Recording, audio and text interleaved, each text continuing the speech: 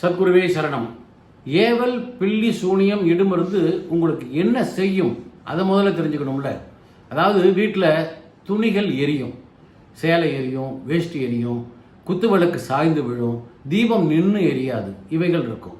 அப்புறம் பள்ளி சத்தம் கேட்காது, துர்நாற்றங்கள் வீசும். புரியுதுங்களா? இவைகளெல்லாம் அறிகுறிகள். வீட்டில் தூங்கிட்டு இருக்கிறவங்க கெட்ட கனவு கண்டு திடுக்குன்னு எழுதியிருப்பாங்க, நிம்மதியான தூக்கம் இருக்காது, இல்லை அதிக தூக்கம் இருக்கும். இப்படி எல்லாம் ஏருக்கு மாறாக நடந்துக்கிட்டு இருக்கும். அதே மாதிரி உறவினர்கள், நல்லா பழகிட்டு இருக்க உறவினர்கள் உங்களை விட்டு பிரிஞ்சிருவாங்க.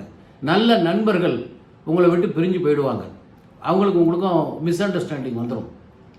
வேலை செய்கிற இடத்துல பார்த்தீங்கன்னா மேலதிகாரிகளோட சண்டை வரும், நிம்மதியாக அங்கே வேலை செய்ய முடியாது. தொழிலில் திடீர்னு நஷ்டம் வரும், எந்த வகையில் நஷ்டம் வருதுன்னு தெரியாது, கடன் வந்துடும். அதே மாதிரி சொத்து, உங்களுக்கு வர வேண்டிய சொத்து தள்ளி போய்கிட்டே இருக்கும். நீங்கள் சொத்து வருதுங்கிறதுக்காக சொத்துக்காக செய்கிறவங்க கூட, அதாவது அண்ணன் தம்பி கூட செய்வாங்க. இந்த காலத்தில் அண்ணன் தம்பிக்கு செய்கிறாங்க, தம்பி அண்ணனுக்கு செய்கிறாங்க. நல்ல திருமணங்கள் நின்று போகுது. நல்ல அழகான பெண்ணு, படித்த பொண்ணு, பணம் காசு எல்லாம் வச்சுருக்காங்க. ஆனால் திருமணங்கள் பார்த்திங்கன்னா கை கூடி வராமல் தள்ளிக்கிட்டே போகும். சில ஆண்களுக்கு நல்ல அழகாக இருப்பாங்க, கை நிறைய சம்பாதிப்பாங்க, திருமணங்கள் தள்ளிக்கிட்டே போகும். அவர்களுடைய ஜாதகத்தை பார்க்கும்போது செய்வனை இருக்குது, பிரசன்னம் பார்க்கும்போதும் செய்வனை இருக்குதுன்னு நம்ம கண்டுபிடிச்சா அவங்கள்ட்ட சொல்லி, இதை பார்க்குற பெற்றோர்கள் நீண்ட காலமாக உங்கள் பிள்ளைக்கு மகனுக்கும் மகளுக்கும் திருமணம் நடக்கலன்னா இது என்னன்னு பாருங்கள். இதுபோல் அறிகுறிகள் நிறைய இருக்கும். ஒருத்தர் வாழ்க்கையை அழிப்பதற்காக, கெட்டு போவதற்காக, நிம்மதியை குறைப்பதற்காக மற்றவர்கள் செய்யக்கொண்ட செய்வினைகள் தான் இந்த ஏவல் பில்லி சூனியம், இந்த இடுமருந்தெல்லாம். இவைகள் செய்ததுனால நீங்கள் கஷ்டப்படுறத பார்த்து அவங்களுக்கு சந்தோஷம், வேறு ஒன்றும் இல்லை. உங்களுடைய துன்பம், நீங்கள் கஷ்டப்படுறது, நிம்மதி இல்லாமல் இருக்கிறத பார்த்து அவர்கள் ஆனந்தப்படுவாங்க. புரியுதுங்களா? இப்படி நிறைய இடங்கள்ல செய்கிறாங்க.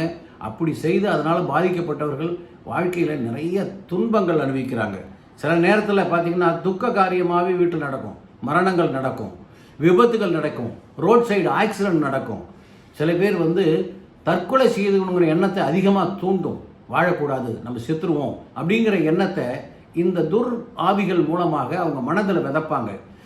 நினைவாற்றல் குறைஞ்சிரும், ஞாபக மறதி வந்துடும், தற்கொலை உணர்வுகளை தூண்டக்கூடியது. நிறைய தற்கொலைகள் இந்த செய்வினைகளால் செய்யப்படுதுன்னு பெரிய மகான்கள்லாம் சொல்கிறாங்க.